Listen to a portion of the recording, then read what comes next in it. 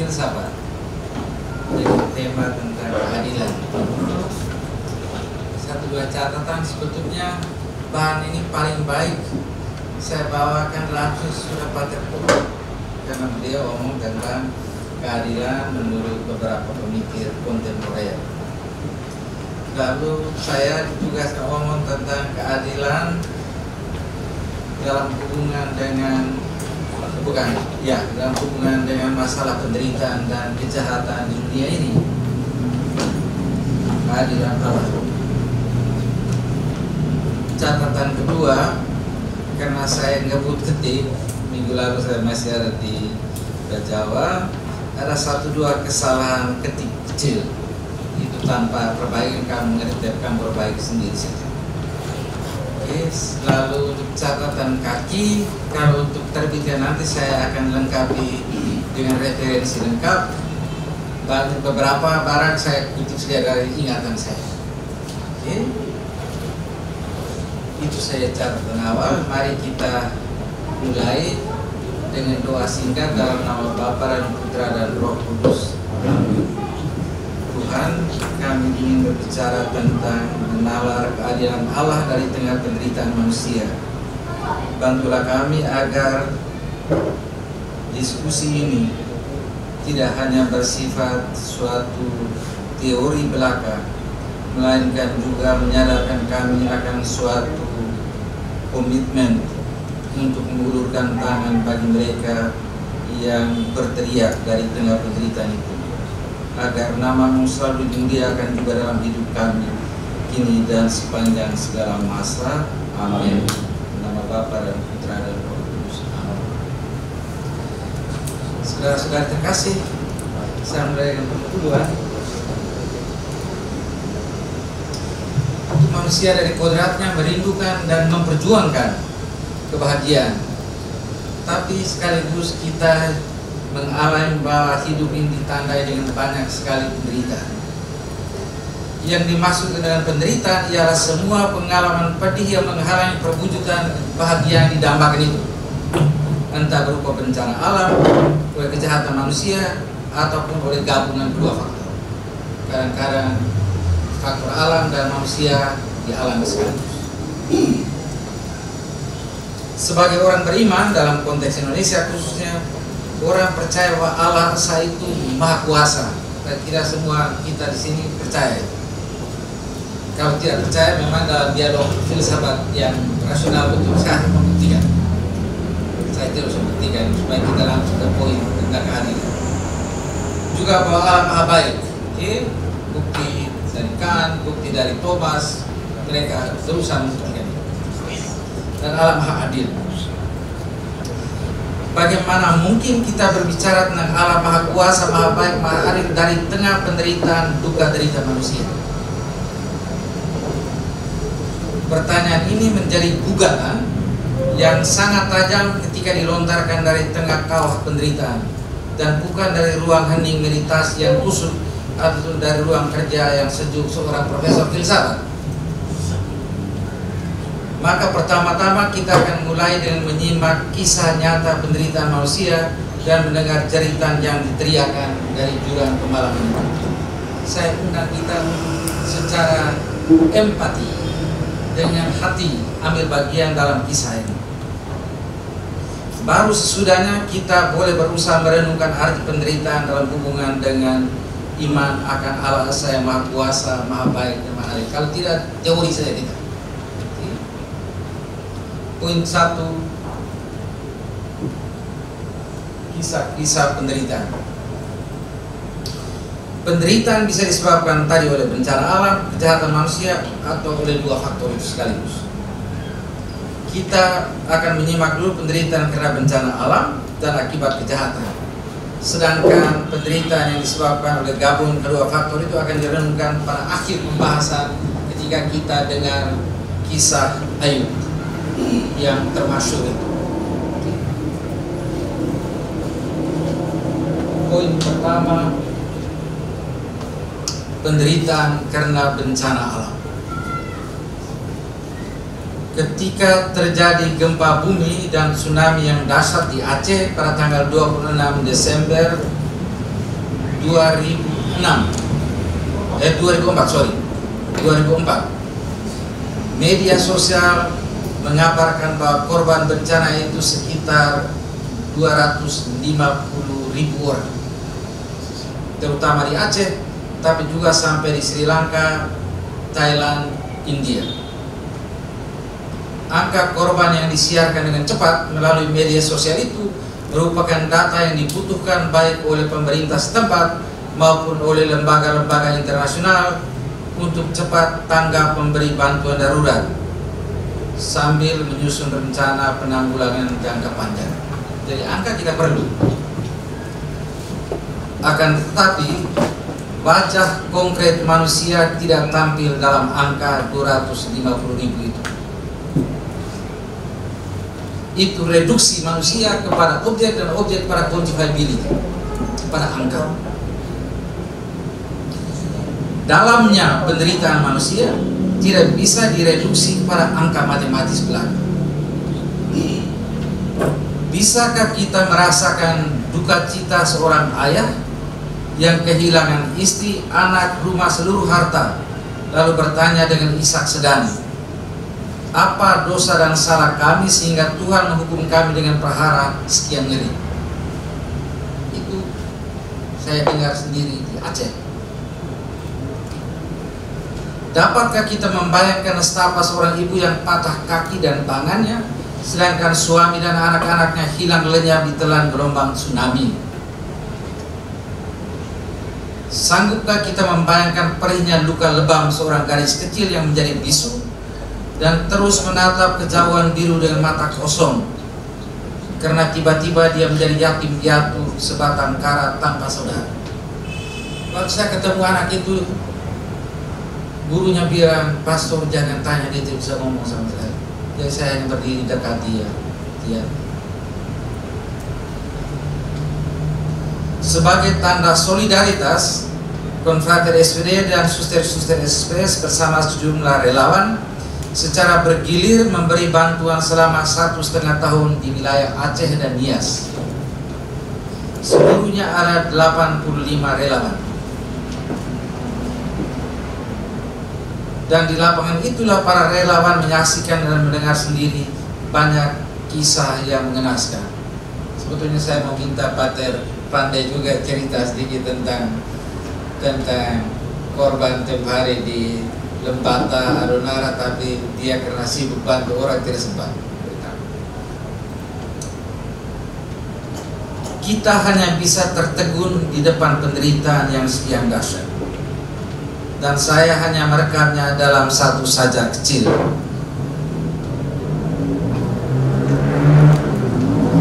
Sehabis tsunami, dari bandara ke Banda Aceh hanya lengang melewati makam 1000 jenazah tanpa nama. Ada 3 perempuan mendaraskan doa sejak kala, isak tangisnya mengiris langit. Di tengah kota hancur lebur, teguh tugur Baitur Rahman diempas gempa, diamuk tsunami, menaranya retak oleh derita. Tuhan, masihkah Engkau bernama kasih? Itu catatan singkat dari Aceh. 1.2, kejahatan, penderitaan karena kejahatan manusia. Salah satu kejahatan lawan kemanusiaan yang paling besar dalam sejarah ialah pembantaian sekitar 6 juta orang Yahudi oleh Nazi Jerman di bawah Hitler dalam Perang Dunia Kedua. Kebanyakan mereka mati terbunuh di kamp-kamp konsentrasi. Saya kunjungi Dachau, di mana 11 martir SPD mati, biarpun yang digelarkan 4, tapi 11 SPD yang mati di Dachau. Sedangkan saya kunjungi juga Auschwitz, itu yang paling besar, di mana 1,5 juta orang yang digas dan dibakar di sana. Itu Santo, itu Maximilian Kolbe di sana, dan juga Edith Stein, filsuf perempuan itu yang kemudian menjadi Santa Benedicta dari salib. Elie Wiesel, salah satu penyintas pengalaman traumatis kamp konsentrasi Auschwitz, menulis pengalamannya dalam buku The Night. Lama sekali dia diam, tapi satu pengarang Prancis bilang, kau tulis sebagai dokumen kemanusiaan untuk ingatkan kita semua. Elie Wiesel berasal dari Siget, sebuah kota kecil di wilayah pegunungan Rumania. Dalam bulan Mei 1944, ketika Nazi Jerman menduduki wilayah ini, Elie bersama ayah, ibu, dan adiknya Tsipora ditangkap bersama ribuan orang Yahudi lain dan dideportasi ke Auschwitz. Mereka dijejalkan dalam gerbong kereta api. Gerbong itu ditutup, dipaku dengan papan dari luar, hanya lubang angin sedikit mereka dapat udara. Dan mereka itu hanya bisa berdiri, tidak bisa duduk karena penuh sesak. Kencing berak di tempat. Banyak orang tua dan lemah mati dalam perjalanan. Elie Wiesel bersama keluarga tiba di Auschwitz menjelang senja hari. Para penumpang disuruh turun berbaris di depan tentara Nazi yang menginspeksi. Mereka yang lemah ditempatkan di sebelah kiri, yang kuat di sebelah kanan. Jadi dia dengar links, rechts, links, kiri, kanan, dan dilihat ibunya di sebelah kiri, bapak di sebelah kanan, adiknya Tsipora kiri, dia di kanan. Dan mereka yang di sebelah kiri artinya mereka tidak laku apa-apa lagi. Yang kanan masih bisa kerja paksa. Dan mereka yang di sebelah kiri langsung digas dan dibakar. Lalu Elie menyaksikan terakhir kali ibu dan adiknya tercinta saat mereka digiring masuk ke kamar gas dan dibakar.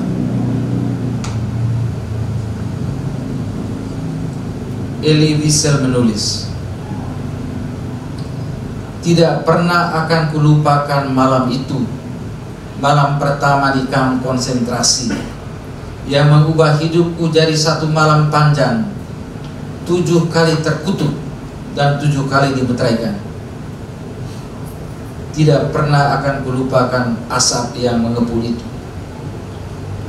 Tidak pernah akan kulupakan wajah kanak-kanak mungil yang tubuhnya berubah jadi amukan asap di bawah langit biru lengang. Tidak pernah akan kulupakan kobaran api yang telah membakar habis imanku untuk selamanya.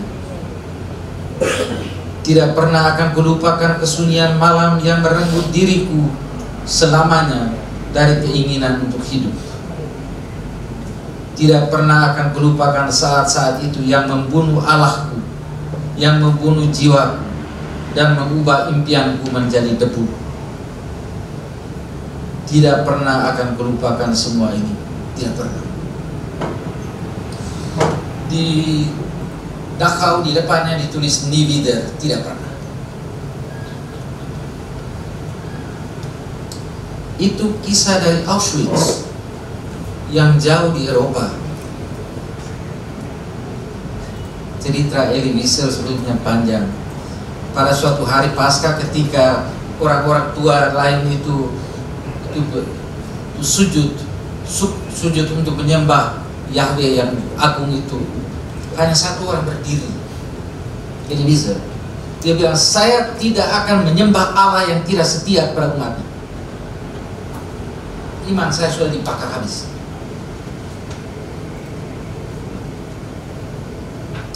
3 teriakan, 3 pertanyaan, 3 cerita.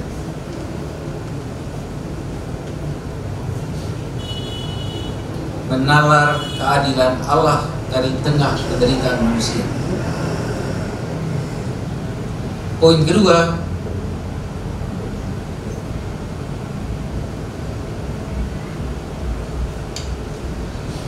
refleksi filosofis teologis tentang penderitaan. Saya akan mulai dengan jawaban dulu dari pemikir filsafat timur, khususnya India. Kalau filsafat barat cenderung memusatkan perhatian pada ontologi, pertanyaan tentang ada dengan segala turutannya, maka pemikiran timur memberi perhatian utama pada makna hidup manusia, arti penderitaan dan kebahagiaan, kebaikan dan kejahatan, asal dan tujuan hidup, serta jalan mencapai kesempurnaan.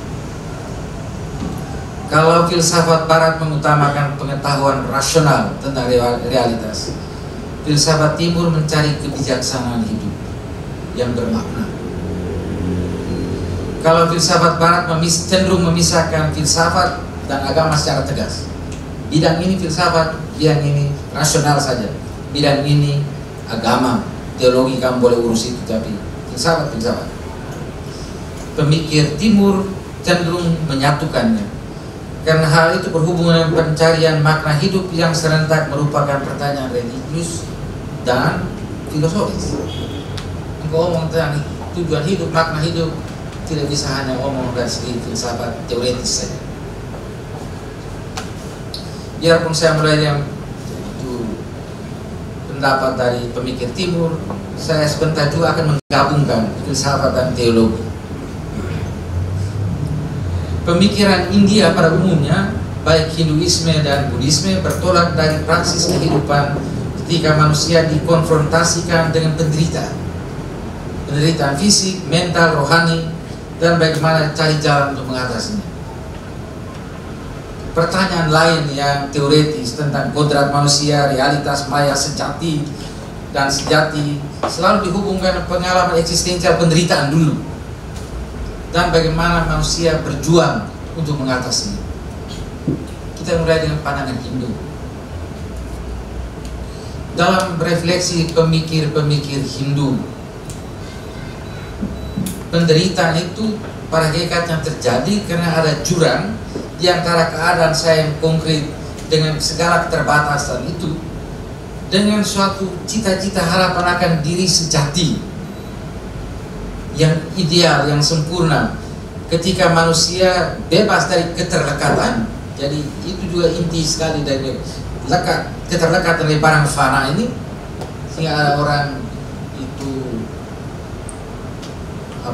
kudus India, mereka yang hidup telanjang sama sekali, di gua orang kasih mereka makan tapi tinggalkan semua. Bagaimana melepaskan diri dari barang-barang fana ini dan kemudian menyatu dengan Atman, roh agung, diri sejati yang sebetulnya identik dengan Brahman. Jadi kita biasanya tentang Brahma, Vishnu, Siwa, tapi sebetulnya dalam puncak Hinduisme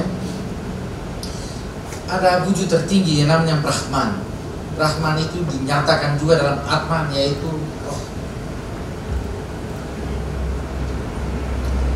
Dan mereka berpendapat bahwa itu penderitaan itu hubungan dekat sekali dengan karma, yaitu penentuan nasib berdasarkan tindakan baik buruk manusia sekarang ini. Tindakan baik dan jahat pasti punya dampak balik pada orang yang melakukannya. Pengaruhnya di kebudayaan Jawa kuat sekali, dan dengan itu juga Indonesia, orang percaya karma. Baik dalam hidup ini maupun dalam hidup yang akan datang, mereka percaya ada putaran reinkarnasi.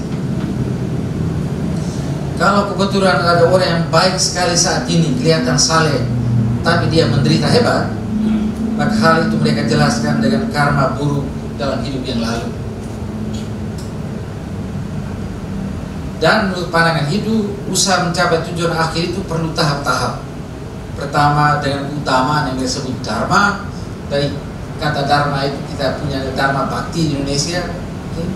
Dharma itu perbuatan moral, penuntun moral dari perbuatan manusia.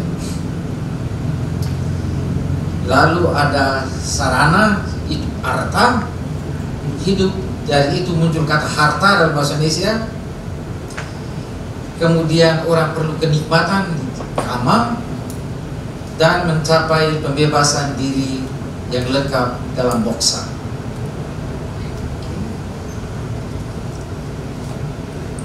Saya ringkas saja dan saya pergi. Jadi kalau moksha itu artinya aku sudah sampai persatuan dengan Atman tadi. Jadi orang harus lewat 3 tahap itu. Nanti kamu baca sendiri teks tahap-tahap itu. Tapi bahwa tindakan orang perlu juga harta untuk hidup, orang perlu menikmati hidup, kama itu. Dari kama itu muncul kama sutra, dan karena itu orang pikir kama itu hanya kenikmatan seksual. Tidak, itu semua kenikmatan hidup, termasuk kenikmatan seksual. Dan perwujudan hidup harus tahap semua itu dilewati sampai ke moksha. Jadi pandangan indah sekali sebetulnya. Pandangan hidup memiliki bahasan integral tentang eksistensi manusia, jiwa badan dengan tujuannya. Manusia lebih dulu harus memenuhi kebutuhan kodrat biologis, sosial, sebelum mencapai pemenuhan spiritualitas yang tertinggi dalam moksha. Ketika semua penderitaan diatasi dalam persatuan dengan Atman Brahman. Itu ringkasnya pandangan Hindu tentang karma, reinkarnasi, dan puncaknya moksha. Pandangan Buddhisme. Kita tahu cerita Siddhartha Gautama, pendiri Buddhisme. Dia anak seorang pangeran yang dididik dalam kemewahan sejak kecil. Tapi kemudian dia dikejutkan oleh pengalaman penderitaan rakyat India. Ada 3 perjumpaan dia dengan orang yang menderita. Itu sebetulnya wakil simbolik dari rakyat India, jutaan orang miskin dan menderita di sana. Jadi dia bertemu dengan seorang tua yang jalan bertatih-tatih. Dia bertemu dengan orang sakit parah dan tidak bisa tolong diri sama sekali. Dan dia bertemu dengan satu barisan kelompok orang sedang menangis dalam pakaian kapung, menghantar orang ke satu jenazah ke kuburan. Itu semua pengalaman yang sangat mengejutkan dia. Kemudian dia berpikir, apa arti hidup mewah di istana kalau akhirnya semua kita, termasuk saya, dia pikir, menjadi tua, sakit, dan meninggal. Maka pada usia 29 tahun, Siddhartha meninggalkan istana lalu pergi ke hutan bertapa, merenungkan rahasia hidup dan mencari pencerahan. Untuk apa hidup ini sebenarnya? 6 tahun dia bertapa, cari jalan, bantuan orang ini itu semua.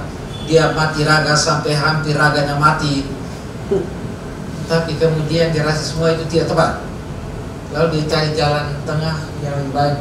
Dan pada suatu hari sedang bertapa di bawah pohon bodhi, dia dapat pencerahan.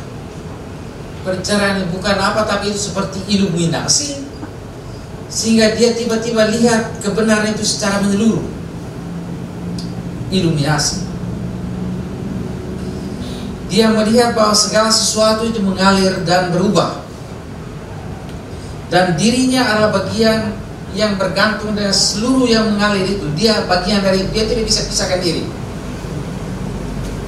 Dan sumber penderitaan bermula dari keinginan ego, aku ini. Buddhisme kemudian menyangkal identitas ego. Itu yang diskusi dengan filsafat barat itu keras sekali. Tapi mereka tidak percaya pada identitas ego itu.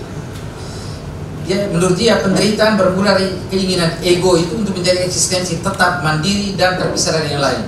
Padahal sebetulnya kita mengalir bersama semua yang lain.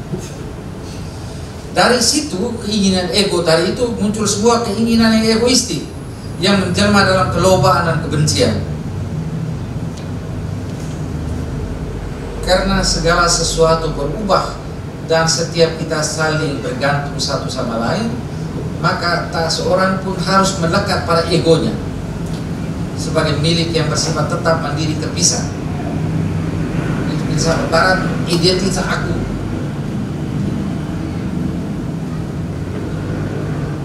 Tapi kalau demikian, maka sikap egoistik yang ditandai kelobaan tadi harus ditransformasi kepada pelaksanaan kasih, cinta, dan belas kasih. Itu menarik sekali. Intinya itu cinta dan belas kasih. Inilah intisari iluminasi dari momen pencerahan yang transformasi Siddhartha dari Siddhartha Gautama menjadi Buddha. Dan Buddha artinya yang tercerahkan. Tapi masalahnya dia tercerahkan. Tapi bagaimana tolong orang lain? Tidak bisa tuh semua orang pekerja di kebun, mereka semua guru, pekerja lain buruh, mereka harus pergi bertapa 6 tahun baru dapat pencerahan, baru bisa diselamatkan. Repot sekali. Masyarakat buntu sama sekali.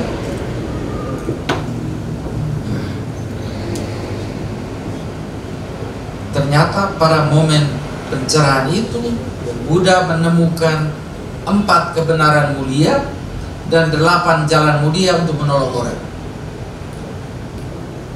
Mereka yang ikut kuliah filsafat timur tahu itu, ini ringkasan saja.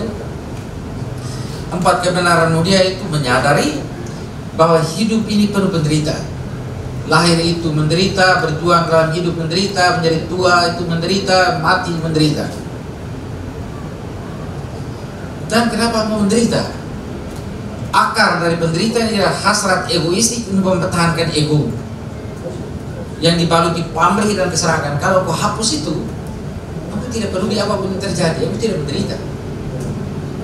Intinya di situ, hasrat egoistik.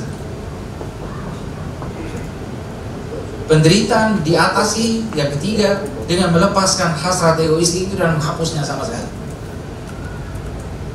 Poin keempat, hal ini yaitu pembebasan tadi dicapai dengan menempuh 8 jalan mulia. 8 jalan mulia ialah pandangan benar. Engkau harus punya pandangan benar di sini, visi benar, niat benar, bicara benar, bertindak benar, mata pencarian benar, usaha benar, pemusatan hati dan pikiran benar, samadhi atau kontemplasi benar. Itu bisa dibagi dalam 3 kelompok sebetulnya. Yang pertama itu kebijaksanaan, pandangan benar, niat benar.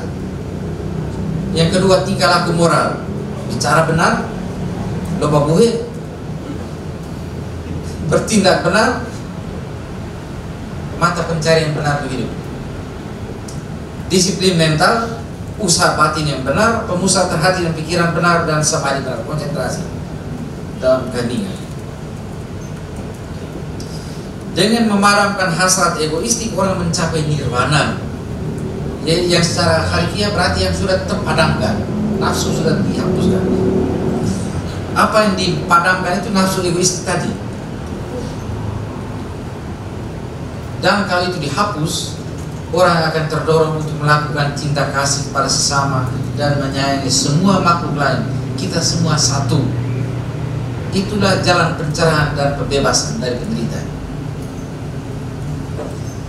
Sekarang saya beri catatan kritis terhadap Buddhisme dan Hinduisme.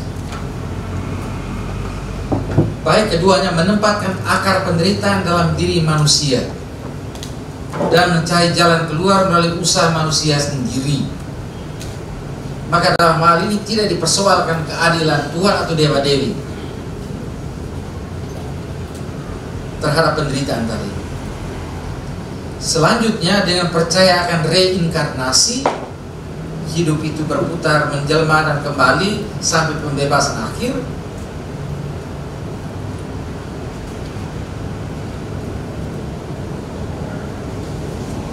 Hinduisme menjelaskan penderitaan yang ditanggung orang-orang saleh sekarang ini akibat karma buruk dalam hidup yang lalu. Sedangkan keutamaan yang kita lakukan saat ini punya dampak untuk hidup sekarang dan yang akan datang. Dan itu kuat sekali mempengaruhi orang Indonesia juga. Namun dalam konteks reinkarnasi, kita tidak pernah tahu apa kesalahan di masa lalu yang mendatangkan penderitaan begitu hebat sekarang. Apa yang harus saya perbaiki? Itu kalau aku tidak percaya reinkarnasi itu susah sekali. Kalau reinkarnasi baik, saya salah dulu tapi saya tidak tahu apa. Itu ringkasan tentang filsafat timur.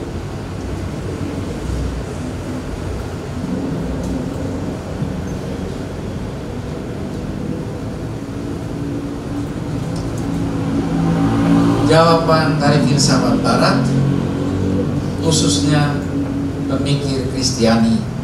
Saya tidak akan membahas ateisme dalam hubungan ini karena ini berhubungan dengan kepercayaan akan Tuhan yang adil, maha kuasa dari baik saya sisihkan. pandangan ateisme, dan kita konsentrasi pemikir Kristiani.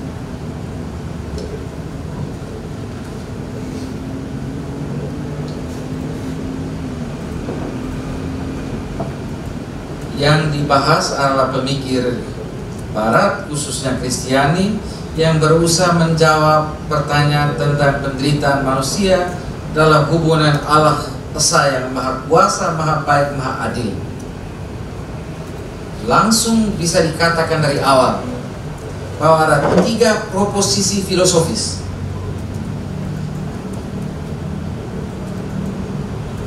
Tiga proposisi filosofis teologis yang masing-masing benar kalau berdiri sendiri,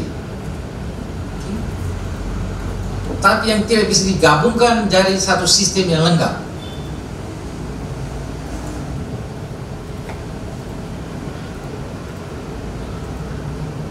Belum ada satu sistem filsafat yang berhasil dan mungkin tidak akan pernah. Maka Wittgenstein dalam hal ini saya kutip dia, whereof one cannot speak, thereof one must be silent. Tentang apa yang tak terucapkan, yang tidak terkatakan, orang harus diam. Jangan ngomong banyak, karena itu bukan bidang filsafat. Itu akhir dari buku Traktatus dia. Yang dimaksud dengan Wittgenstein di sini ialah bahwa filsafat hanya boleh berurusan dengan apa yang faktual. Selebihnya masuk wilayah fiksi, kepercayaan agama, utopi, keyakinan yang tidak bisa diperdebatkan dalam argumentasi filosofis. Terhadap posisi ini, satu filsuf Belanda, Leupen, menjawab, thereof one cannot speak, thereof one must speak, for thereof one lives, and thereof he dies. Tentang apa yang tak terucapkan, orang harus mengucapkan jua, karena dari situlah dia hidup dan dari situ pun dia mati. Tentang iman, tentang itu, tentang pergumulan kita dengan Tuhan, itu harus dipertanyakan, karena kita hidup dari situ. This we believe, from this we live sebetulnya. Sekali lagi ada 3 proposisi yang tidak bisa digabung. Posisi itu ialah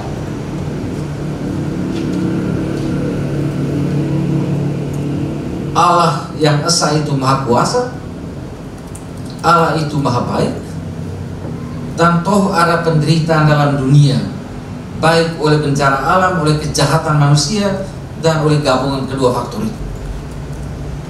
Dari mana itu kejahatan dan penderitaan?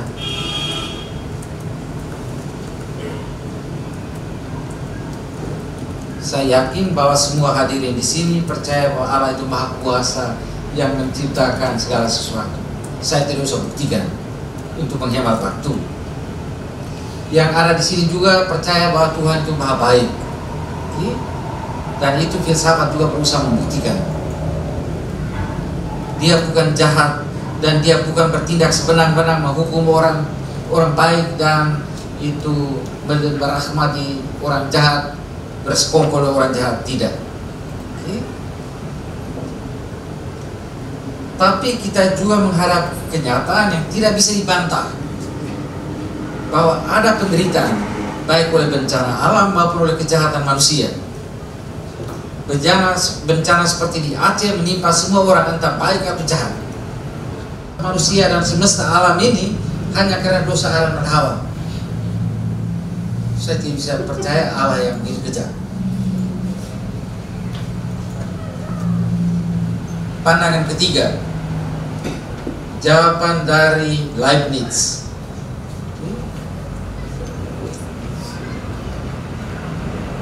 Leibniz menulis satu buku terkenal dengan judul panjang, Essai de théodicée sur la bonté de Dieu, la liberté de l'homme et l'origine du mal. Ini kemudian disingkat saja Théodicée. Dari Theos artinya Tuhan, dike keadilan. Dalam buku ini dia berikhtiar membela kebaikan Allah dan menunjukkan bahwa itu kejahatan dan itu penderitaan itu akibat dari kita makhluk terbatas ini. secara sederhana argumentasi Leibniz sebagai berikut. Dunia ini ciptaan terbatas, dan karena itu dia tidak mempunyai kesempurnaan seperti sang pencipta. Keterbatasan memang bisa membawa penderitaan. Engkau mau makan tapi tidak ada makanan, terbatas kan? Engkau mau minum, sudah haus sekali tapi terbatas, ini air jauh sekali. Itu keterbatasan. Biarpun demikian, menurut Leibniz, dunia ini adalah dunia dengan kemungkinan terbaik yang bisa diciptakan Tuhan.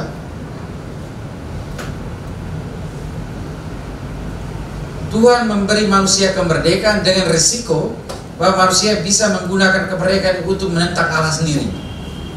Tapi Tuhan ambil risiko karena hanya dalam kemerdekaan manusia juga bisa mencintai Tuhan. Bisa juga membenci Dia, tapi Tuhan ambil risiko itu. Tuhan tidak menjadikan manusia seperti robot yang bisa dikendalikan. Tidak, Dia menghormati kemerdekaan. Dia menyukai kemerdekaan manusia yang bisa mencinta, bisa mengambil pilihan. Harga risiko itu bahwa manusia bisa berbuat jahat. Namun Dia juga berpendapat penderitaan dapat juga mendorong manusia ke arah penyempurnaan diri dan pengembangan dan penyempurnaan dunia itu juga sendiri. Catatan kritis untuk Leibniz. Anak-anak yang mati dalam bencana alam dan terbantai dalam perang sama sekali tidak punya kesempatan menyempurnakan diri. Dia bilang tadi, penderitaan bisa juga kesempatan menyempurnakan diri. Yang kedua, pribadi manusia sebagai makhluk etis mempunyai nilai luhur dalam dirinya. Dia itu tujuan dalam dirinya. Sekian luhur sehingga secara moral pribadi manusia tidak pernah boleh dipakai sebagai alat untuk satu tujuan di luar dirinya, entah kepentingan masyarakat, negara, ataupun universum seluruhnya. Dia tadi bilang itu mungkin juga untuk kepentingan seluruh perkembangan universum ini. Itu jawaban teoretis saya. Tapi sekarang sesudah gempa bumi dasar di Lisbon, sekarang disebut Lisboa, 1 November 1755, ketika kota itu berapa ratus tahun yang lalu itu hampir hancur seluruhnya, dengan korban langsung yang mati 50.000. Dan kota belum sebesar sekarang, jadi 50.000 yang sebagian besar dulu.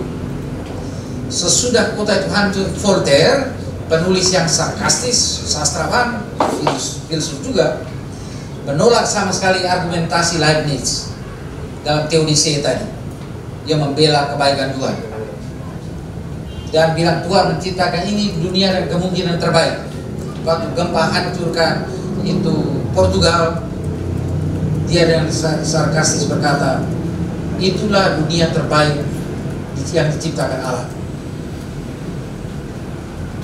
Di situ memang kita terdiam, jadi bisu di depan kenyataan seperti ini. D. Pandangan Hegel. Hegel ini satu raksasa dalam filsafat. Ini tokoh filsuf terbesar dari idealisme Jerman.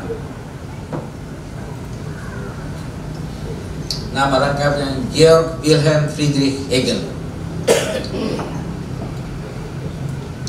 Menurut dia, pada mulanya dia itu idealisme itu tentu semua berasal dari roh sebetulnya. Menurut dia, pada mulanya ada roh mutlak yang berkembang secara dialektis dari tesis ke antitesis menuju sintesis. Roh sebagai tesis awal menghasilkan antitesis, yaitu seluruh alam materi yang sama sekali berbeda dari roh. Tetapi kemudian dari tengah alam ini muncul hidup tahap demi tahap sampai kepada kesadaran reflektif paling tinggi dalam manusia. Dan pada puncaknya melalui kesadaran manusia, roh itu menyadari bahwa sebetulnya segala sesuatu itu identik dengan dirinya sendiri. Roh itu tadi mencapai pengetahuan absolut bahwa semuanya itu identik dengan dirinya sendiri. Kita semua itu bagian dari roh tadi itu sebetulnya.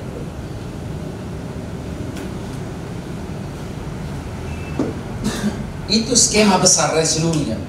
Tapi di dalam proses besar itu yang dalam sejarah ada itu proses tesis, antitesis, sintesis yang kecil-kecil, tahap banyak sekali dalam sejarah.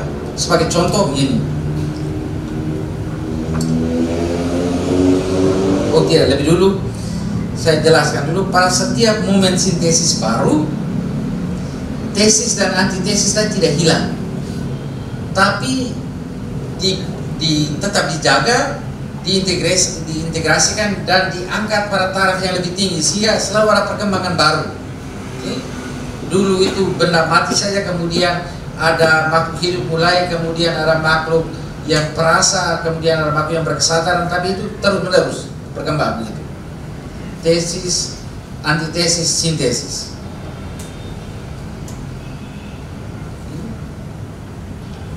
Itu istilah Hegel, Aufhebung, artinya diangkat. Aufheben artinya angkat, Aufhebung, diangkat ke tahap yang lebih tinggi dan juga lebih luhur. Pertanyaannya, apa arti penderitaan kita yang konkret ini di tengah proses tadi itu, dialektika roh? Menurut Hegel, penderitaan adalah momen antitesis menuju sintesis baru yang lebih tinggi dan luhur. Contoh, dia mengagumi sekali Napoleon. Contoh, revolusi Prancis menghancurkan tatanan lama monarki Prancis dengan banyak sekali korban nyawa. Namun itu diperlukan untuk sintesis baru dalam masyarakat demokratis yang lebih adil, sejahtera menurut semboyan liberté, égalité, fraternité, kemerdekaan, kesetaraan, persaudaraan. Dengan kata lain, penderitaan diperlukan dalam dialektika roh menuju taraf yang lebih tinggi dan luhur.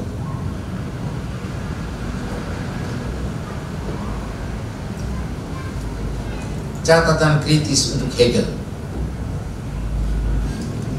Pemikiran teoretis spekulatif Hegel tidak menjawab penderitaan eksistensial manusia. Apa arti teori ini untuk 6 juta orang Yahudi yang menjadi korban Holocaust di kamp-kamp konsentrasi, di mana tiap orang, kita sebut 6 juta, tapi tiap orang punya kisah derita sendiri yang tidak terperikan. Sekarang banyak sekali ditulis itu kembali tentang itu korban tahun 65 sampai 68 begitu, belum ditulis, banyak, baru mulai ditulis. Itu keberatan satu. Keberatan dua, teori Hegel ini sangat berbahaya bila dipakai untuk sebuah rezim otoriter dengan dalih bahwa rakyat kecil hidup mereka bisa dikorbankan demi pembangunan masa depan bangsa dan tanah air yang lebih makmur dan sejahtera. Karena itu dialektika, jadi itu bisa dikorbankan untuk satu yang lebih tinggi.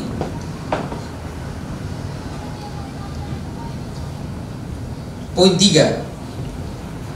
Manusia adalah makhluk etis yang mempunyai tujuan dan nilai luhur dalam dirinya. Menurut prinsip moral, pribadi manusia tidak pernah boleh digunakan, dikorbankan semata-mata sebagai alat untuk mencapai tujuan. Sekarang, bisakah Allah Roh Agung itu berlanggar sendiri norma moral yang ditanamnya dalam hati manusia dan memperalat jutaan manusia di Auschwitz untuk suatu dialektika kepada yang lebih tinggi? Saya tidak percaya Allah yang seperti itu. Saudara-saudariku, masih banyak sekali pemikir lain, tapi cukup 4 besar ini saya angkat untuk menjawab dan menunjukkan bahwa filsafat tidak berhasil mendedah misteri penderitaan manusia dalam hubungan dengan Allah yang diyakini, Allah Esa yang Maha Kuasa, Maha Baik, Maha Adil. Tapi untuk lebih lanjut, mari kita mempertimbangkan dulu bahasa yang kita pakai untuk Tuhan, bahasa religius. Soalnya kita pakai bahasa itu seolah-olah saya pakai bahasa ilmu sama dengan objek Tuhan. Itu tidak benar. Mari kita lihat dulu.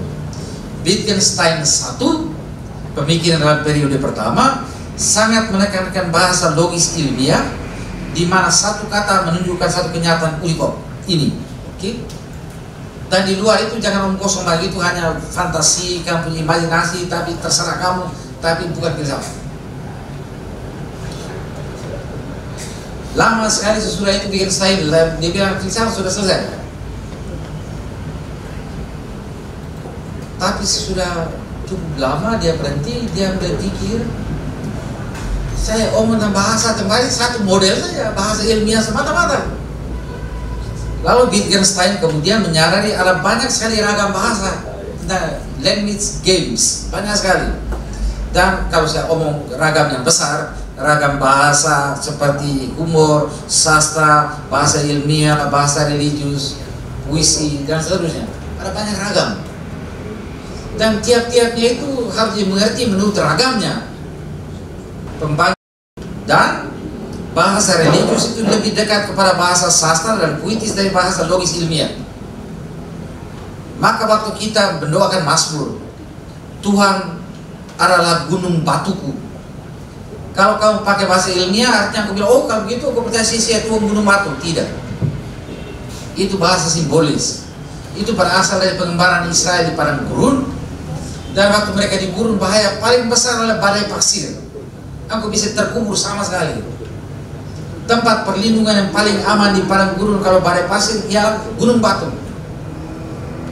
Tapi sedihnya sesudah itu, sesudah badai lewat, semua jejak karavan juga terhapus. Aku tidak bisa lihat lagi arah kemana. Pasir tutup semua. Aku buat apa? Mereka naik ke atas gunung batu waktu malam, lihat rasi bintang. Oh, arah kita masih ke sana.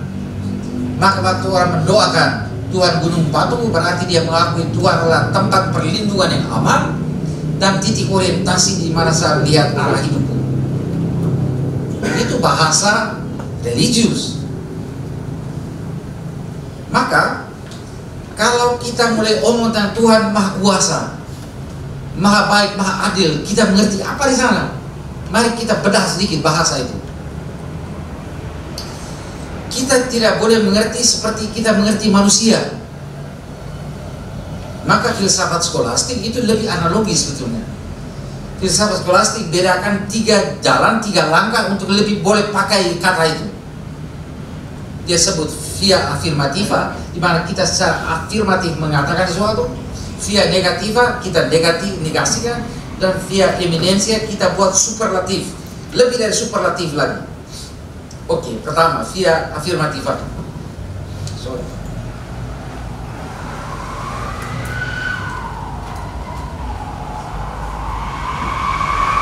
Tidak ada di sini. Oke. Kita bilang begini, Tuhan itu adil. Oke? Dan kita bayangkan Tuhan adil seperti manusia adil. Lalu kita bilang via negativa, Tuhan tidaklah adil seturut pengertian keadilan manusia.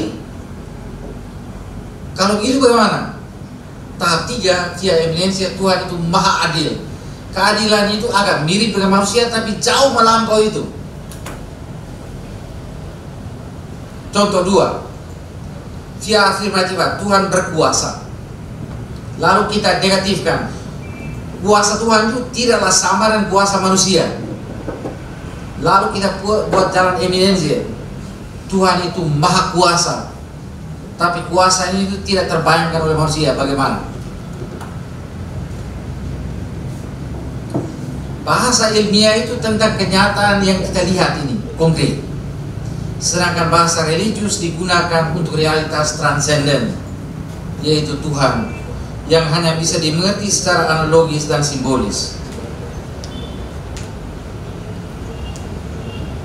Analogi artinya ada persamaan, tapi juga ada perbedaan besar. Dan saudara-saudari, kita omong tentang keadilan. Kamu sudah omong tentang keadilan, sudah diuraikan. Keadilan dalam pandangan umum dulu, kue artinya beri tiap orang apa yang menjadi haknya. Itu kita semua tahu. Adilannya dia punya hak, saya beri. Okay. Tapi Pater Otto sudah menjelaskan kali lalu dengan bagus di sini, bahwa adil itu bukan beri pada tiap orang apa yang menjadi haknya. Itu saja. Jadi kalau saya punya 10 piring nasi di sini, itu saya punya. Dan satu orang miskin di situ tidak punya apa-apa, dan sebenarnya ini hak saya. Adil itu kan bisa makan atau tidak bisa makan. Rasa keadilan kita protes sama sekali. Oke. Maka Rawls bilang adil berarti memberi peluang paling besar kepada mereka yang paling berkekurangan. menurut prinsip maksimum minimum. Sekali lagi menurut Rawls, dan kemudian yang lain membantah, menyempurnakan, tapi prinsipnya memberi peluang paling besar kepada mereka yang paling berkekurangan. Maka pemerintah di mana orang tidak mampu dia harus sumbang lebih besar. Jangan mereka yang kaya dia tambah lagi. Itu prinsipnya. Tapi apa artinya kita omongkan Tuhan adil? Secara umum kita bilang Tuhan adil berarti dia membalas yang baik dan hukum yang jahat. Tapi Tuhan juga bilang, sekarang saya kutip. Jadi saya bilang keadilan Tuhan itu jauh melampaui kita. Dan kita baca dalam Yesaya. Di sini kemudian saya gabungkan beberapa bagian itu dari kitab suci untuk lihat bagaimana pemikir penyair seperti Yesaya mereka pikir barang itu juga. Dia tulis firman Tuhan, sebab rancanganku bukan rancanganmu dan jalanku bukan jalanku. Setinggi langit dari bumi, demikianlah tingginya jalanku dari jalanmu dan rancanganku dari rancanganmu.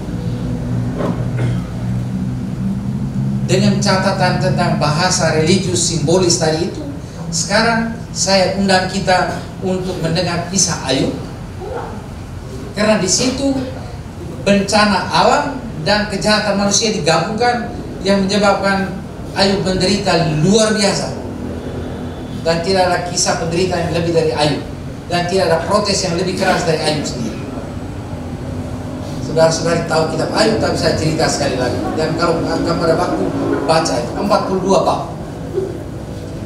Gunawan Muhammad penyair itu dia dari kitab suci Kristiani dia baca paling suka itu salah satunya. Terus menerus dia baca itu, pertanyaan itu. Kisah Ayub. Ayub adalah seorang saleh yang kaya raya karena ia diberkati Tuhan dengan rahmat dan anugerah berlimpah ruah. Tapi ia kemudian ditimpa malapetaka yang luar biasa. Dalam tempo 1 hari saja dia kehilangan segala-galanya. Kawanan ternaknya dijarah orang Sheba dan pasukan Kasdim.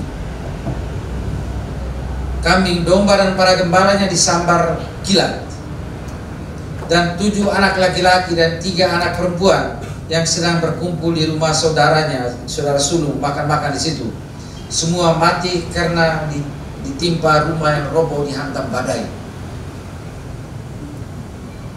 Belum habis cobaan ini, dia sendiri diserang puru dan bisul bernanah dari kaki sampai ujung kepala dan harus duduk bersimpuh di atas debu. Dan istrinya olok dia, kau lebih saleh lagi percaya pada Tuhan.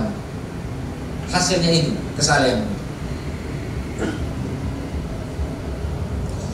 3 kawannya datang mengunjungi dia dan mereka menangis dan duduk diam 1 minggu lamanya, duduk diam. Catatan saya saudara-saudari, kalau kita bantu orang yang menderita, jangan omong, jangan beri nasihat. Kau datang dengan empati, dengan penuh rasa, dan berikan bantu di mana perlu. Kalau dia tanya sesuatu, kau jawab dengan sederhana. Kami pastor kadang-kadang beri nasihat gampang sekali. Okay? Jangan beri nasihat. Ambil bagian dari penderitaan dulu. Baru boleh. Mereka duduk 1 minggu lamanya dalam debu dengan Ayub. Oke. Baik. Oke. Ami pastor di halak dulu. Oke. Baca. Tapi sesudah 1 minggu Ayub tidak tahan lagi dan dia teriak mengeluh dan dia mengutuki hari kelahiran. Kenapa saya dilahirkan? Lebih baik waktu itu saat terjadi anak gugur saja. Ibu saya tidak sudah lahirkan, terkutuklah hari itu dan seterusnya. Sesudah itu baru teman-temannya mulai ngomong satu demi satu, ngomong pelan-pelan. Dari bab 4 sampai bab 31 itu dialog panjang sekali. Berhari-hari mereka ngomong. Intinya adalah 3 temannya itu yakin sekali menurut kepercayaan Yahudi Allah itu maha adil. Dia membalas yang baik dan hukum yang jahat. Tidak mungkin Allah itu Allah yang kita iman itu menghukum orang sebenang-benang, maka ayo kau mengaku yang jujur. Kami tahu engkau saleh, tapi pasti ada kejahatan tersembunyi. Aku omong saja. Karena Tuhan tidak mungkin menghukum engkau dengan sebenang-benang. Ayo bilang, hati saya bersih. Dia tahu saya tidak berdosa. Mereka bilang, aku sekali bolehlah kau tidak berdosa, kita semua berdosa. Dia bilang, Tuhan tahu saya tidak bersalah.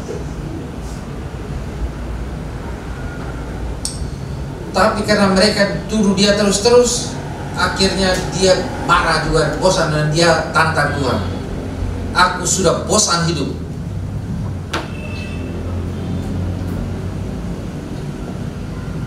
Aku hendak melampiaskan keluarku. Aku hendak berbicara dalam kepahitan jiwaku. Aku hendak berbicara pada Allah. Jangan Allah mempersalahkan aku. Beritahukan aku, mengapa engkau berperkara dengan aku? Apa untungnya bagimu Allah mengadakan penindasan, membuang hasil jerih payah tanganmu sendiri, sedang engkau mendukung rancangan orang fasik.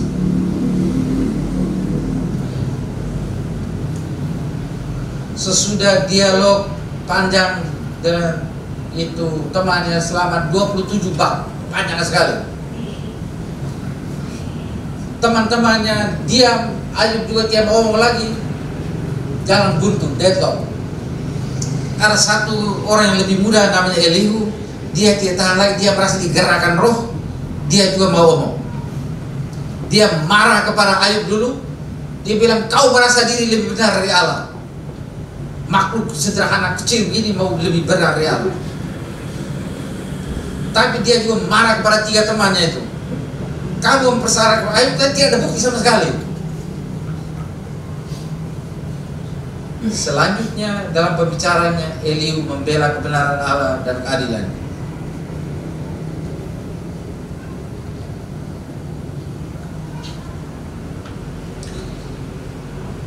Elihu bela Allah begini, dia bilang, jauhlah dari Allah untuk melakukan kefasikan, dan daripada yang maha kuasa untuk berbuat curang.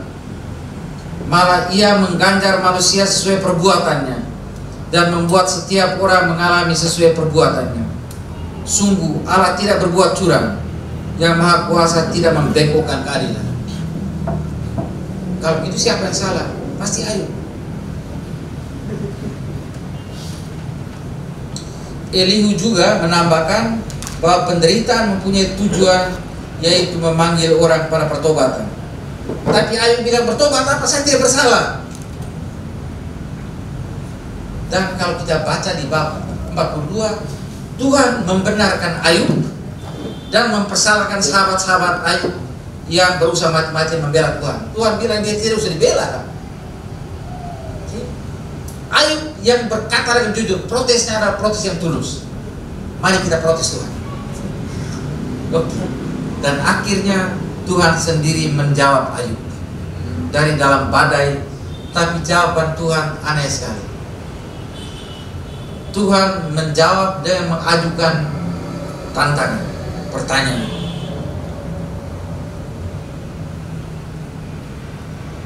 Tidak ada di situ, tapi saya baca tantangan Tuhan. Siapakah dia? Siapakah manusia itu? Siapakah dia yang menggelapkan keputusan dengan perkataan-perkataan yang tak berpengetahuan? Bersiaplah Ayub, engkau laki-laki. Aku akan menanya engkau supaya engkau memberitahu aku.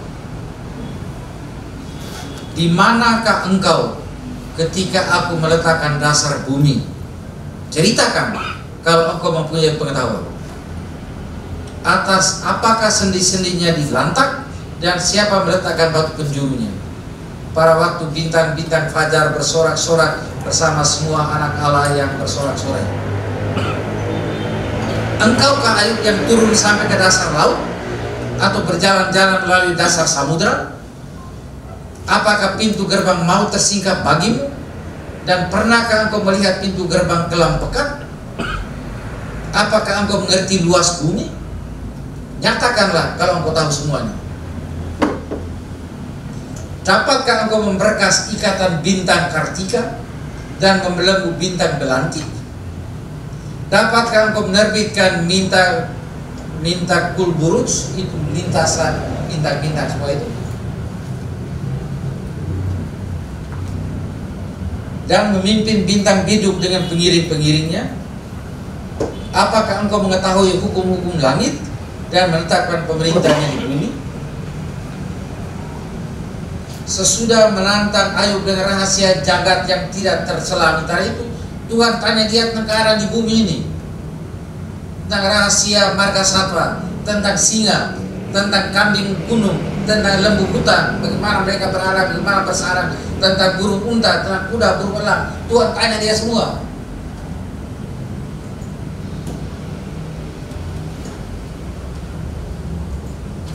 Ternyata firman Tuhan ini tidak menjawab pertanyaan Ayub sama sekali tentang rahasia penderitaan, tapi menggeser pertanyaan itu dengan menghadapkannya pada misteri maha agung karya Allah di tengah alam semesta.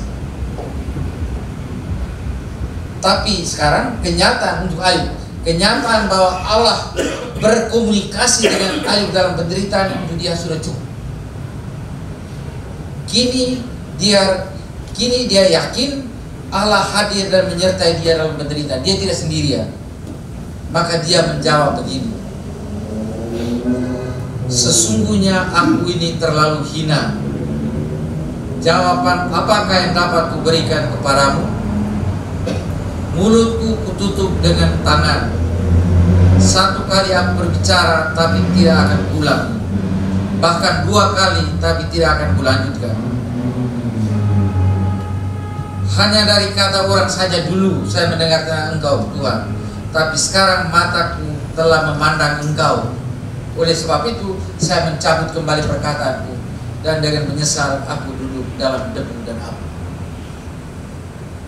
Untuk Ayub, Tuhan berkomunikasi dengan dia itu sudah cukup, lain tidak penting lagi. Dia tidak akan tahu rahasia itu. Tuhan harapkan dia dengan semua yang lain tadi, dia rasa lebih bodoh lagi. Tapi waktu Tuhan omong, dia rasa dia tidak sendiri. Bagaimana saya menyimpulkan ini? Sebagai refleksi filsafat tadi, menemukan keterbatasannya dan tidak sanggup jawab arti penderitaan dalam hubungan Allah yang maha baik tadi. Demikian juga kisah Ayub. Dalam kisah Ayub ini misteri penderitaan dalam hubungan Allah maha adil tidak disingkap. Karena itu ucapan yang terkenal dari Ayub, yang biasanya orang hafal dari gampang, harus dibaca sebagai akhir dari pergumulan Ayub yang luar biasa. Seperti juga pengantar sebuah buku ditulis waktu naskah utamanya sudah selesai, baru kita tulis pengantar. Bukan tulis pengantar dulu baru semua karya lain, tidak. Pengantar ditulis terakhir. Begitu juga bab 1 dari Ayub itu, di mana ada kutipan terkenal dari ucapan Ayub, harus dibaca sebagai puncak dari pergumulan iman dia. Dengan telanjang aku keluar dari kandung ibu, dengan telanjang aku kembali ke dalamnya. Dalam doa kita ucapkan, aku telanjang aku kembali ke pangkuan ibu pertiwi. Tuhan yang memberi, Tuhan yang mengambil, terpujilah nama Tuhan.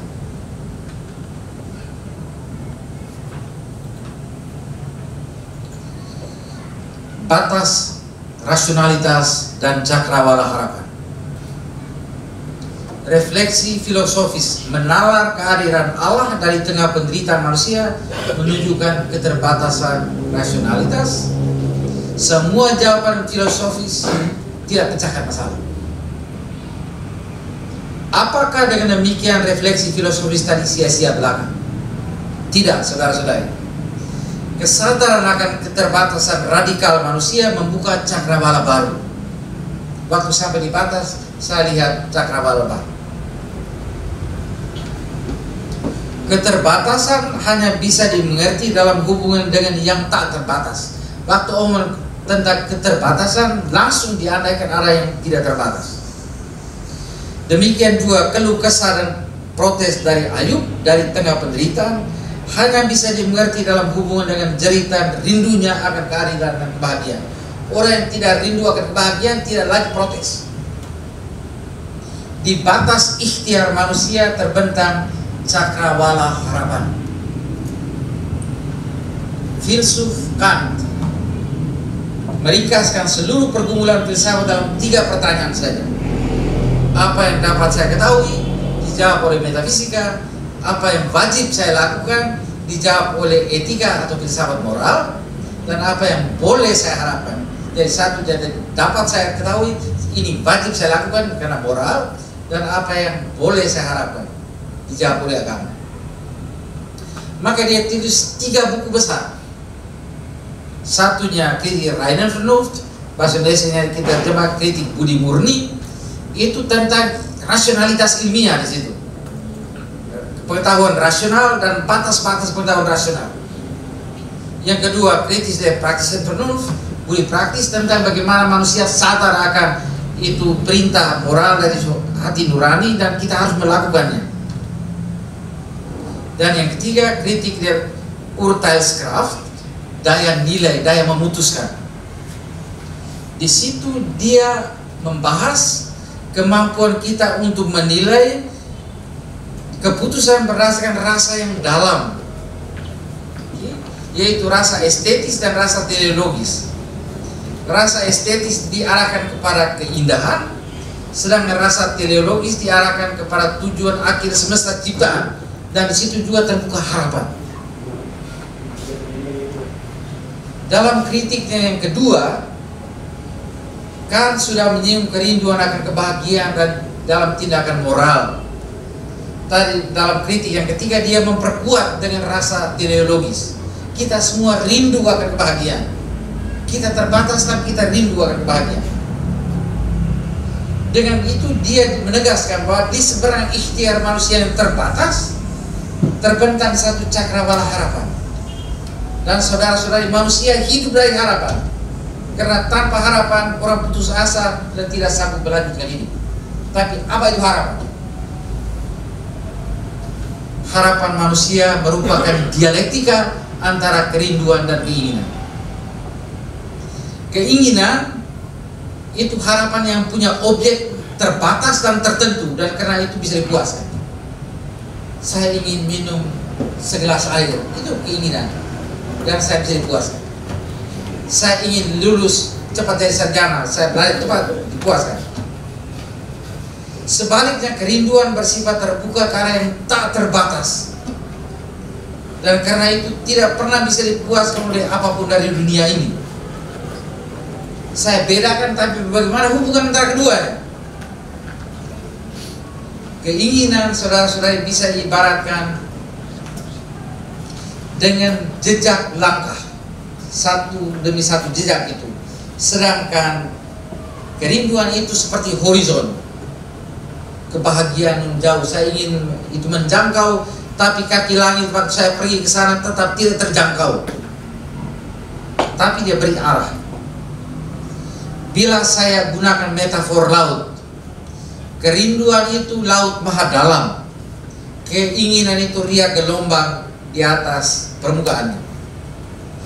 Tidak ada laut tanpa gelombang, tidak ada gelombang tanpa laut. Tapi rahasia lautan tidak terungkap seluruhnya dalam riak sebuah gelombang.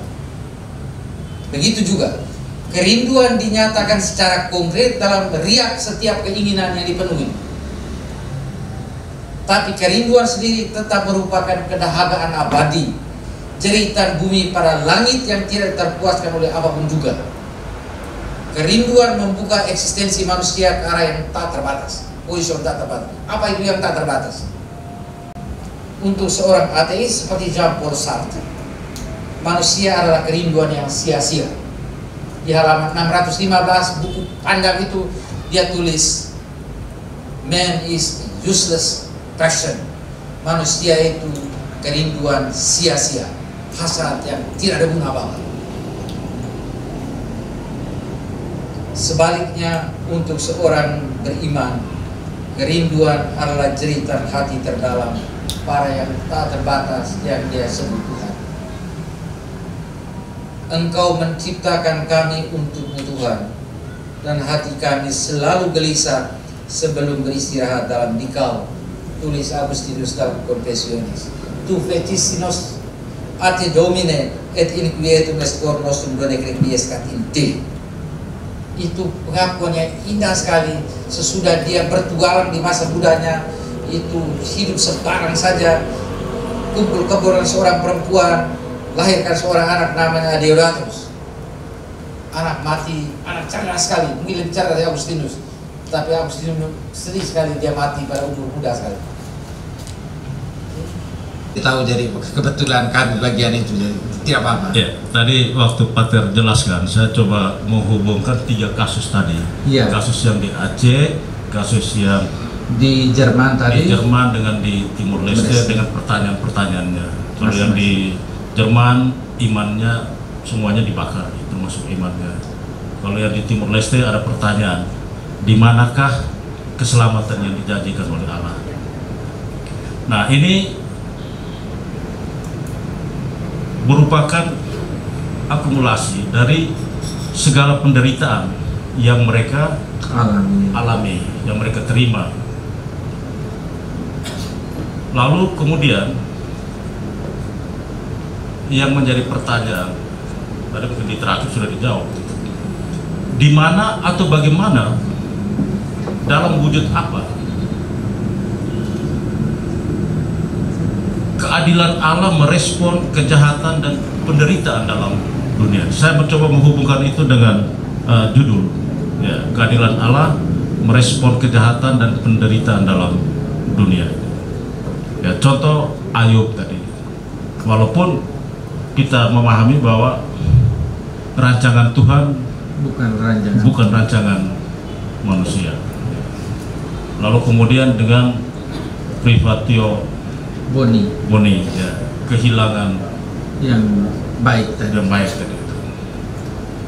Nah, ini kemudian saya merefleksikan keadilan dalam dunia ini itu melalui suatu pengadilan negara, ya, dengan keputusannya bebas, lepas atau masuk penjara. Nah, lalu kemudian keadilan Allah dalam pengadilan Tuhan, apakah itu kemudian dalam respon kejahatan dan penderitaan dalam dunia ini, pengadilan Tuhan itu adalah ke surga, ke neraka, dan api pencucian. Nah, ini hanya sebagai refleksi dengan judul yang ada, dengan berbagai kondisi kehidupan dalam masyarakat, negara, dan dunia internasional, dengan seluruh problematika yang dihadapi. Ini saja, Pak. Terima kasih, Pak. Terima kasih. Itu saya suka pertanyaan ini karena itu mungkin kalau diterbitkan saya mesti itu uraikan lebih teliti di situ, lebih jelas di situ. Oke. Mari kita ingat, orang Yahudi percaya Tuhan membalas yang baik dan hukum yang jahat. Tuhan adil dalam arti itu. Dan 3 temannya bersikuku dengan itu. Oke, lalu kalau dia membalas baik hukum yang jahat, sekarang ini Ayub menderita, dia pasti jahat. Biarpun kita anggap dia salah. Dan Ayub bilang, saya tidak bersalah. Dan tadi saya bilang, pada akhirnya Tuhan bilang memang Ayub tidak bersalah. Dan 3 temannya keliru. Oke? Karena mereka juga tidak bisa buktikan apa-apa, tapi mereka mengklaim bahwa dia bersalah. Oke? Itu. Lalu dari pihak Tuhan bagaimana? Waktu itu jawaban Tuhan terhadap 3 orang tadi, tapi terhadap Ayub bagaimana? Tuhan tidak menjawab secara teoretis pertanyaan itu. Seperti juga dalam filsafat orang tidak bisa jawab. Tuhan tidak menjawab itu, tapi Tuhan itu dalam bahasa Inggris, God does not solve but dissolve. Artinya Tuhan tidak jawab pertanyaan itu, Tuhan hanya menggeser dan tunjuk Ayub satu kenyataan yang jauh lebih agung, lebih luas, di mana pertanyaan kita itu seperti kurang relevan lagi. Mari saya tunjuk dulu. saudara-saudariku, manusia itu agung sekali tapi juga kecil luar biasa. Bumi ini di tengah semesta, jadi semesta ini luasnya itu jaraknya 13 miliar lebih tahun cahaya, dan 1 detik cahaya itu 300.000 kilometer per detik. Berarti 1 tahun cahaya itu tidak tahu berapa juta kilometer. Oke, dan itu sekian miliar itu berapa jauh itu. Dan di tengah semesta yang begitu luas itu ada satu debu. Debu itu begitu kecil sehingga cahaya itu dalam 1 detik 7,5 kali keliling debu itu. Debu itu namanya bumi. Oke, kecil sekali di tengah semesta. Dan di atas debu itu ada beberapa virus. Virus namanya manusia. Oke, itu hanya dari segi ukuran, saudaraku. Bahwa kita sebetulnya kecil sekali. Dan kita mau menantang kehadiran Allah. Dan Tuhan tidak jawab itu, Tuhan hanya tunjuk. Aku lihat ini, aku bisa jawab kan ini? Tidak bisa. Lalu Ayub bilang, untuk Ayub, kalau gitu saya punya tidak penting lagi, asal engkau tetap hadir dengan saya. Dan sebetulnya yang tadi saya tidak ungkapkan karena saya hanya Ayub. Kalau saya omong Alkitab secara keseluruhan, itu kehadiran Allah kemudian dinyatakan secara lebih jelas dalam solidaritas Tuhan sendiri dalam Dia yang tersalib itu. Dia bukan tidak ada, tapi Dia ambil bagian dari penderitaan kita dan kemudian mentransformasinya. Tapi sekali lagi Tuhan tidak menjawab secara teoretis. Dia hanya hadir, dan pada satu ayat, saya tidak tahu ayat berapa dan saya tidak bisa periksa, untuk pertama kalinya dalam seluruh kisah itu Tuhan dipanggil Yahweh. Itu istilah Yahudi berarti Allah yang menyertai umatnya. Oke? Berarti Tuhan menjawab dengan hadirnya Dia. Oke. Orang selalu bilang Tuhan membalas yang baik hukum yang jahat. Kamu ingat Yesus bilang Bapa itu menurunkan hujan bagi orang baik dan orang jahat, dan menerbitkan mataharinya bagi orang benar dan tidak benar. Tapi tadi saya tunjuk horizon harapan. Berarti oke, pada akhirnya semua itu akan juga mendapat balasannya, penyempurnaannya. Yang tadi bisa diistilahkan dengan surga dan neraka, tapi pada akhirnya orang juga akan dibalas. Kitab Ayub itu diakhiri dengan bahwa semua itu Ayub dapat kembali. Tapi itu menurut para exeget itu ditambahkan kemudian, bukan teks yang awal sekali pergumulan dia. Itu ditambahkan kemudian bahwa Tuhan sebetulnya melimpahkan dia lebih hebat lagi. Oke, itu sebetulnya untuk menunjukkan bahwa pada akhirnya keselamatan itu akan dipenuhi oleh Tuhan. Tapi di seberang begitu.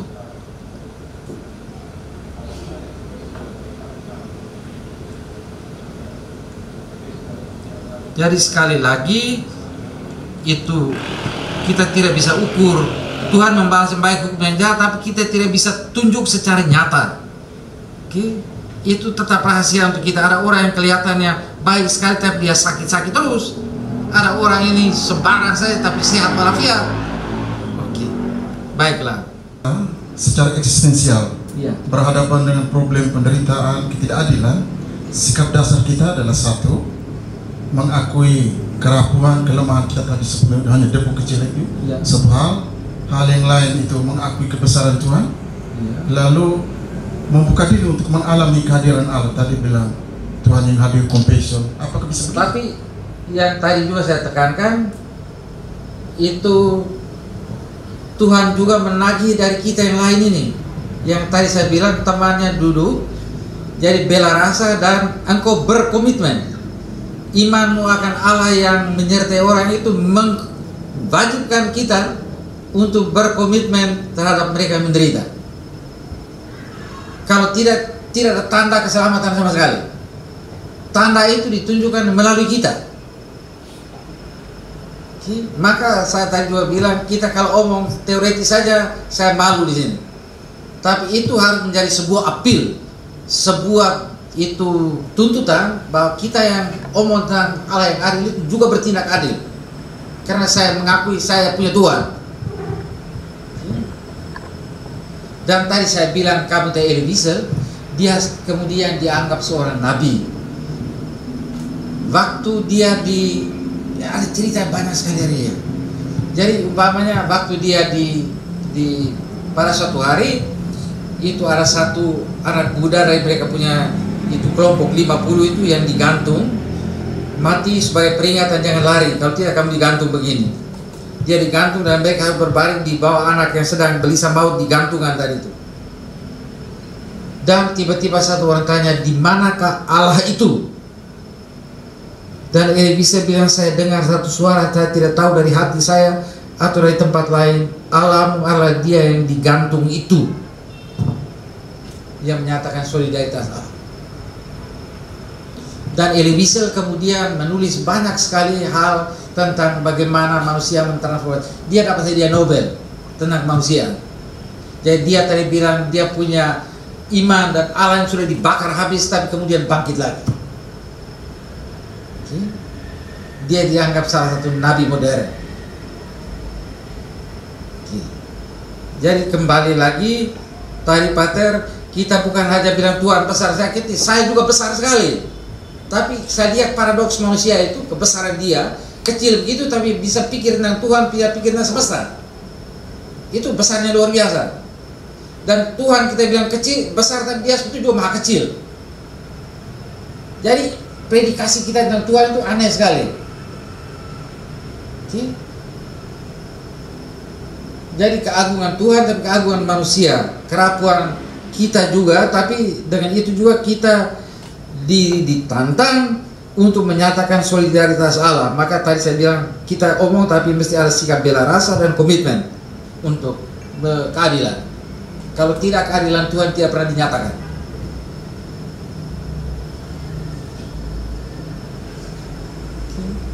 Dan juga catatan bahwa kita yakin Allah itu adil, hanya kita tidak bisa buktikan. Itu masalahnya. Hanya karena itu keyakinan Allah itu adil menuntut kita bertindak adil. Bertindak adil dalam rasa solider dengan mereka menderita. Pater, saya tidak bisa jelaskan lebih, saya hanya bisa sampai di sini.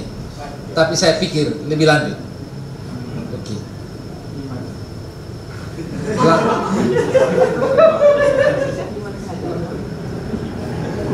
Sedangkan Pak, aku punya kurang lebih, saya juga jawab kata ya, aku belum jawab, aku belum puas. Bisa? Bisa ya? Oke. Supaya mic sudah di sana baru Pak ya, tidak? Oh, terima kasih Pak. Saya Christian. Ya, ini materi yang sudah saya nantikan dari beberapa pekan yang lalu. Terima kasih Christian ya. Ya. Ya, termasuk beberapa materi juga saya.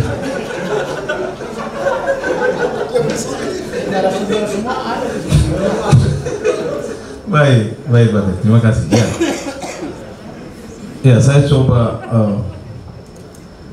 melihat dan memposisikan dari tema pekan kelima ini, merespon. Di sini ada teori source, artinya ada stimulus organisme respon di sini. Tuhan sudah memberikan kita stimuli. Maka dari itu, adanya proses komunikasi verbal atau non-verbal yang menimbulkan reaksi. Reaksi ini juga reaksi khusus.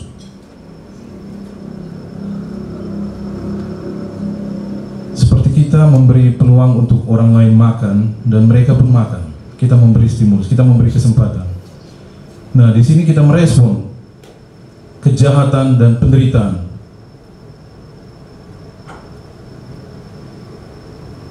Apakah Tuhan menciptakan penderitaan dan kejahatan ini? Makanya kita merespon.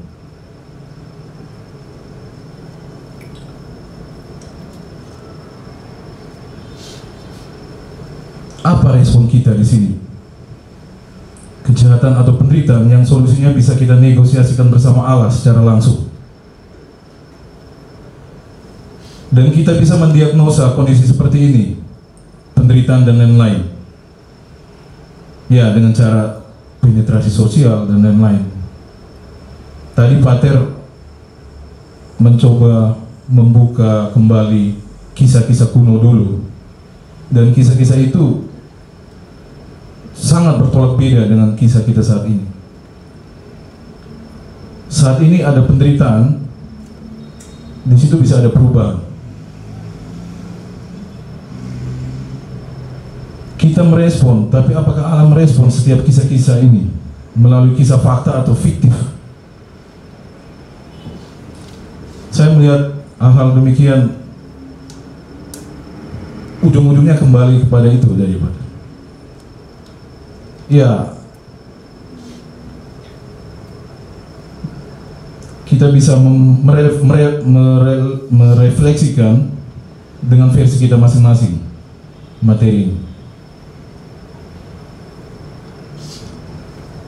Ya, terakhir ya, bela rasa, komitmen.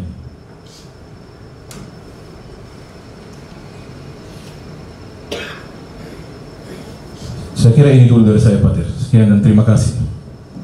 Catatan saya tentang kisah. Kekuatan kisah adalah dia terbuka. Dan kalau doktrin orang dilihat satu pokok. Kisah itu terbuka dan tiap orang bisa menafsir menurut latar belakangnya, menurut riwayat hidupnya, menurut situasi konkret.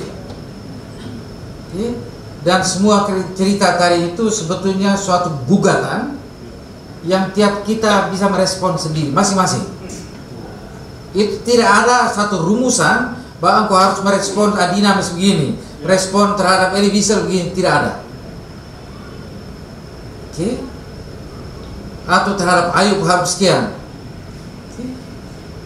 Tapi yang dituntut adalah bela rasa. Yang dituntut adalah suatu, bukan saja bela rasa saja, tapi suatu komitmen untuk memperjuangkan sesuatu yang lebih baik. Karena saya percaya pada Allah yang baik itu. Itu agak penting.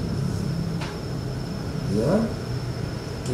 Dan bagaimana Tuhan sendiri, saya tidak bisa jawab untuk Tuhan. Jadi ketika ini 3 sahabat Ayub tadi berusaha membela Tuhan, dan kita sering kali mengatasnamakan Tuhan untuk suatu kepentingan kita dan kita bela Tuhan. Tidak. Dan kemudian Tuhan membenarkan Ayub juga yang protes keras terhadap Tuhan. Tapi protesnya itu didengar oleh Tuhan bahwa engkau memang jujur sekali di dalam penderitaan ini. Dan Tuhan jawab dengan kehadirannya, sebetulnya komunikasi dia, meneguhkan dia. Memang kemudian kitab itu bilang kemudian Tuhan memulihkan semuanya itu, tapi sebetulnya itu menurut para isinya itu tambahan kemudian untuk melengkapi itu. Tapi dalam pergumulan dia itu sebetulnya tidak. Bisakah Kristen begitu saja? Bentar ya, oke. Terima kasih sekali.